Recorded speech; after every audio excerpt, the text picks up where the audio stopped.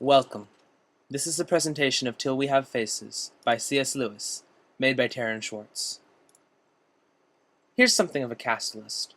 I'll talk more about the characters as they become relevant, but for now, we meet our main character, heroine, and narrator, Orual. Don't pin me down on that pronunciation, by the way. It turns out she's writing this book sometime in her future. She and her two sisters, Redival and Istra, who is mainly referred to by her Greek name Psyche, are the princesses of Glome.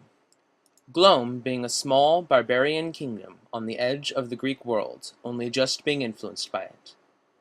One of the first things that you will notice, as the back cover tells you, is that this is a retelling of the Greek myth of Cupid and Psyche. C.S. Lewis takes the rather unorthodox step of telling the story through the eyes of Psyche's sister, Orual, who, in the original, is not only a minor character, but an antagonist to boot.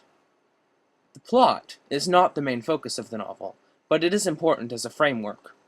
The book itself is more about inner thoughts and conflicts of the soul and mind. But briefly, there's a plague in Glome.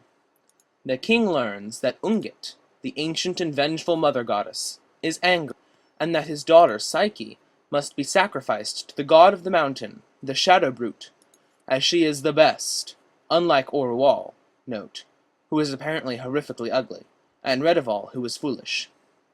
And here I'd like to pause and note that we can all be thankful once again that we weren't born as princesses way back when. An astonishing number of them seemed to be sacrificed to something. Anyway, Orual is devastated. She loved her sister like nothing else. Unable to stop the sacrifice, which involves being chained to a tree on the god's mountain, she goes up afterward to bury Psyche's body. Instead, she finds Psyche, alive and well, but not quite. Psyche insists that the wild valley they're in is really a magnificent palace. Orual can't see it. Psyche is shocked. She says that her husband said that Orual might have trouble believing. Orual is curious about this husband. Psyche says she really doesn't know much, other than that he's a god, and he rescued her, because he won't let her see his face, as something of a trial of faith. Orual is suspicious, and ends up convincing Psyche to bring a light into her bedchamber to see her husband. Psyche does, and the god wakes up, and Psyche is banished to roam the earth in misery. Orual is cursed as well, but her curse is to live with herself for the rest of her life. She becomes the queen of Glome, a good queen, but a broken and bitter woman who always wears a veil covering her face. She continues ruling until she hears her story retold in a way that makes it sound as if she could have seen Psyche's palace, but persuaded Psyche to betray her husband anyway, out of jealousy. Note that Lewis here inserts the original tale of Cupid and Psyche, and this is what Orual is hearing. This causes her to write this book, to accuse the gods, as she says on the very first page. Before you go picking sides, it should be noted that there are plenty of hints that this is, in fact, Orual's fault.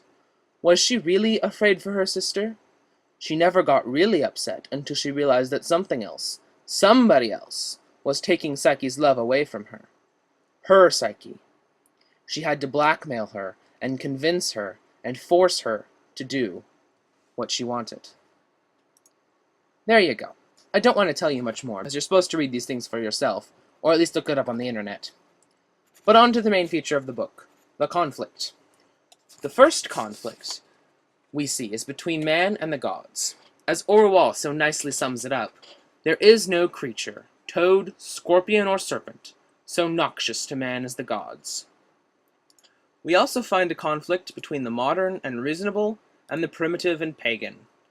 The conflict is most obvious in the persons of two men, the king's wise Greek slave called the Fox, who tutors the princesses in the ways of Greek thought, and his old advisor, the priest of Ungit, an equally wise old pagan. Note that Lewis presents both the pagan and the Greek philosophy as containing great truths, but in an imperfect way.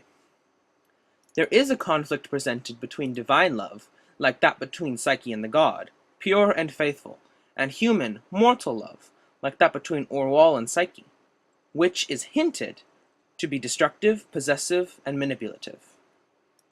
And finally, the most important conflict, that conflict within every person, the conflict of truth and lies, good and evil, the people we are and the people we must become in order to be saved. This conflict leads Orual to ask questions of herself and the gods. Why do we suffer? Why do the gods hide? She asks why she couldn't see the palace. Why must holy places be dark places? Who are we? Who should we be? And how can we become that person?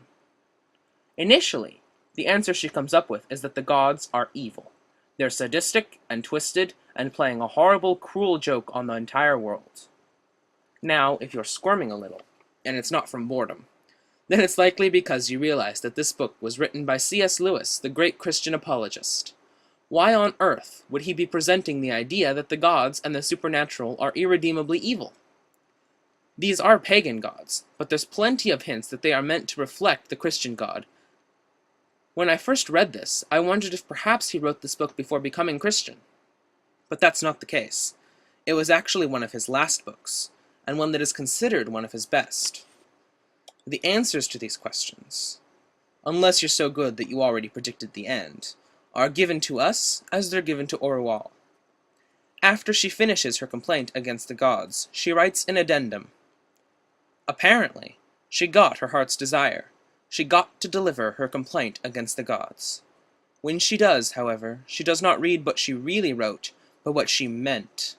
When she reads her complaint, she realizes that her love for Psyche was an obsessive, draining love. She needed to possess her. And when something took Psyche away, that was when Orual became truly angry.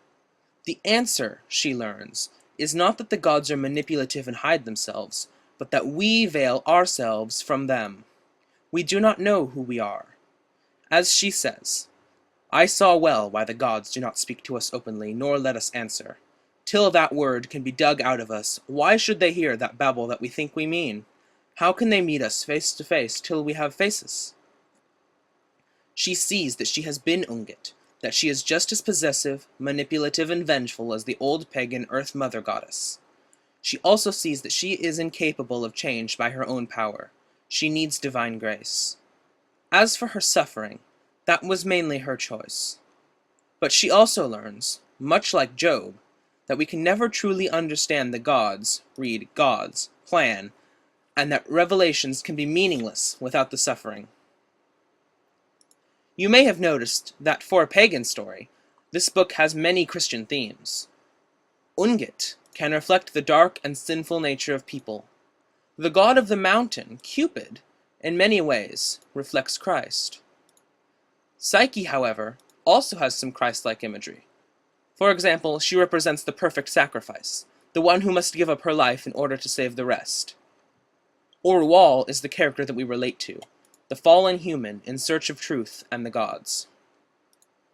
In conclusion, I'd like to say that I enjoyed this book. I often read and enjoy mythology and fiction, and this book had enough of those elements to have held my interest even if I didn't have to read it for class. What I find truly enjoyable, however, is seeing the way that Lewis was able to retell a pagan myth to reflect the truth.